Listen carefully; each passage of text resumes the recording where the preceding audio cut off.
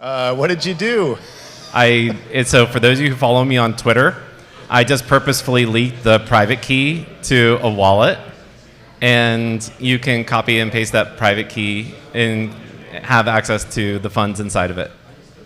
So free money? Free money. Okay. This is an example of the kind of dangers that you're going to have if you don't take care of your wallet security. Now, in this case, it's just WRST Ethereum, so I won't lose any special NFTs. I won't lose a ton of real-world value, so to speak. But if you want 15 WRST Ethereum for your own hacking projects, it's there and free for the grabbing. All you have to do is check out Alex_Wykoff on Twitter. The private key's right there, and you can put it into your own wallet. And let's see what the community chest has left for you. See if you can get it first is really kind of the question. It's a race. I think it's gone. Yeah. I don't think anybody here is going to get it. Yeah. So let's chat about wallets. Let's chat about security. Yeah. So we've got a quick agenda. We're really going to talk a little bit in the end here around corporate web wallet security. Corporate security is it's a little tougher these days than just standard user wallet security, but there's a little bit of more value in them typically. Yeah. So and the processes, you don't really think about the processes in a corporate environment.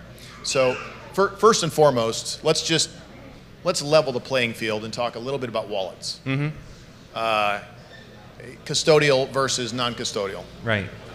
And I don't know if anybody knows the difference between those, but the reality is custodial is a wallet that you don't have control of your key.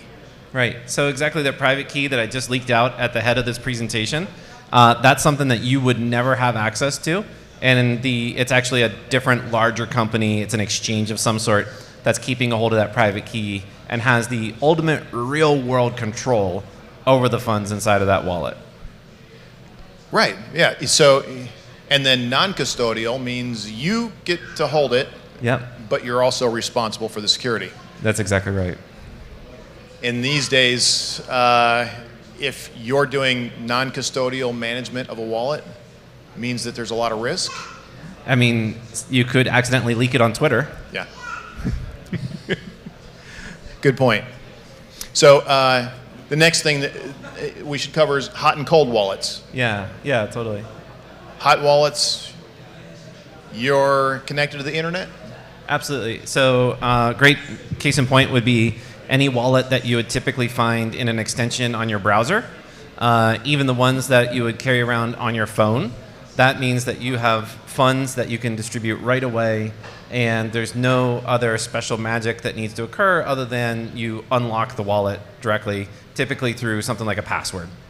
Yeah, and they can actually be applications that sit on your mobile device. Yep. And strangely enough, the line's kind of blurring between what a hot wallet and a cold wallet is these days in some cases, because the software goes both ways. Mm-hmm. But cold wallets are generally disconnected from the internet altogether. That's right. It's when you do not want to do transactions, you unplug the device and leave it in hopefully a safe location where nobody's going to take it away from you.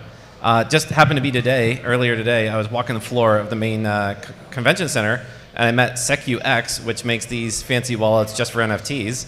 And all of these depend on some kind of wired connection, typically, to be able to interoperate and to actually do transactions.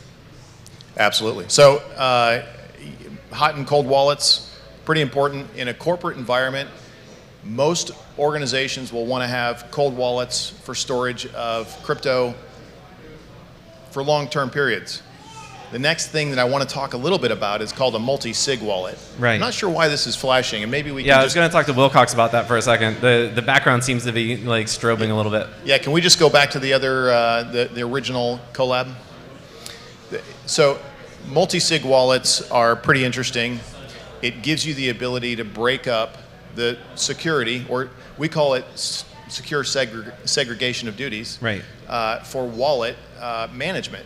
So in other words, let's say that you had a corporate account and you had $10 million in it. Right. Fairly large amount, you'd think, but Yeah. to a company like Tesla, that's probably nothing. Yeah. I mean, a real world example might be the way people would think traditionally of safety deposit boxes.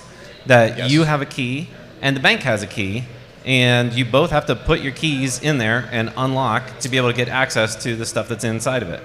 Right, right. So multi-sig wallets, though, you set up the multi-sig wallet itself, and then each individual person, like your CFO, maybe your VP of accounting, you've got accounts payable. Right. They might all have different wallets, and then you've got one that goes in the safe, That's right. right, for safekeeping. Yep.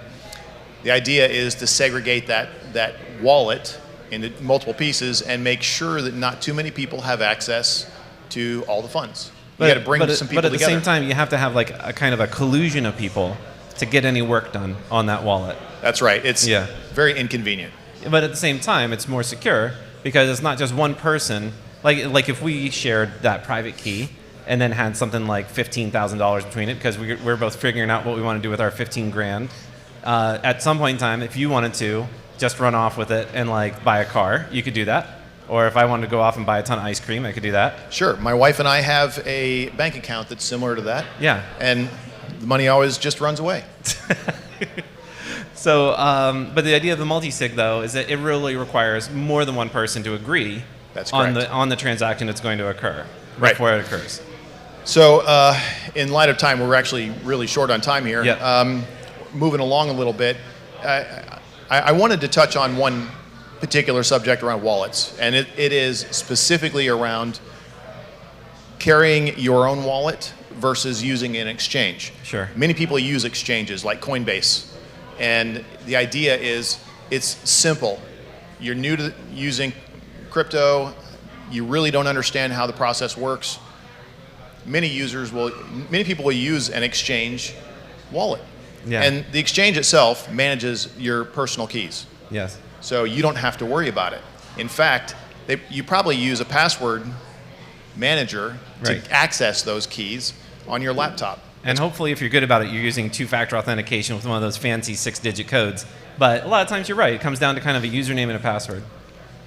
The issue with that is that you can't control your crypto. At the end of the day. And there's a lot of things as a business that you have to do with your crypto that might fall outside of anything that an exchange can do for you. That's right. And there's all kinds of problems that could occur to the exchange. That's one big juicy target. They could have bad business practices and go under. And there's plenty of other things that can happen where you effectively get liquidated and don't actually have controls over your funds. That's a thing you would hear all the time in the cryptocurrency community. Not your keys, not your funds. That's right. And that's the conversation around who actually holds your funds. That's right. But the trade-off is convenience, right? When you have this non-custodial solution, you're holding onto the keys yourself. You're also responsible for all of the bad outcomes. That's exactly right. Well, and honestly, I think if your key was lost on an exchange,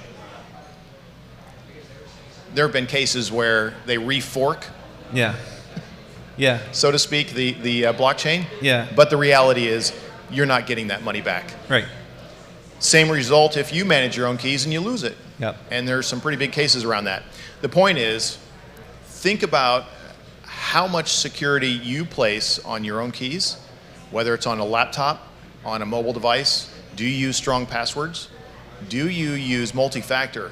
These are all simple things, but too many people actually are not. They're not real safe. I think it's really fair to say that MetaMask is the most convenient option that's out there. It goes right into your browser, and a lot of people get their start there, and that's totally cool.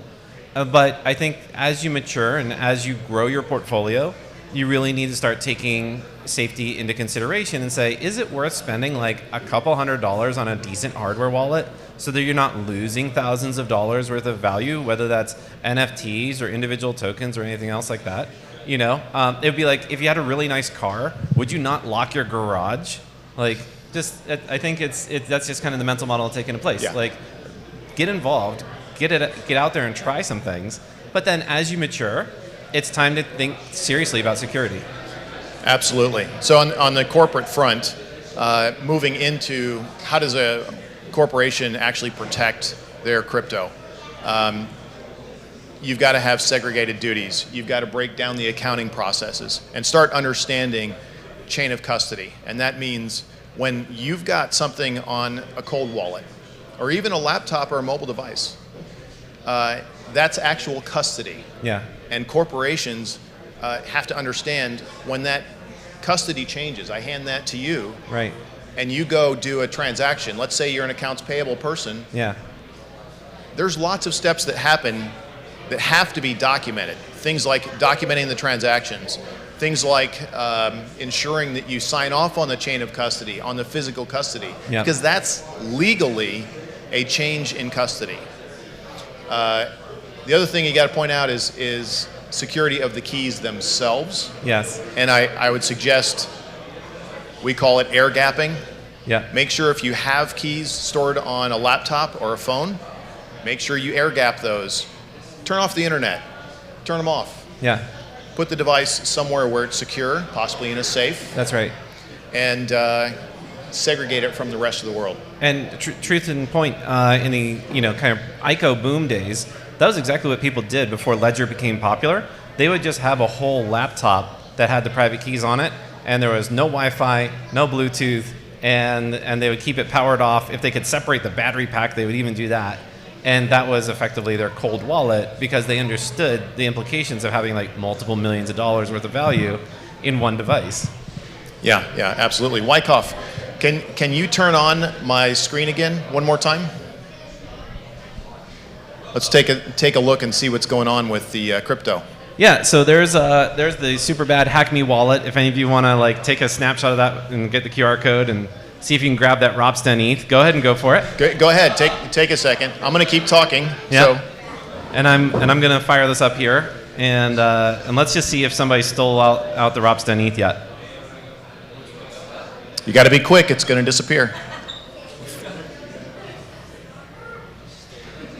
So one other point, and if anybody has questions about this afterwards, we're going to run out of time here.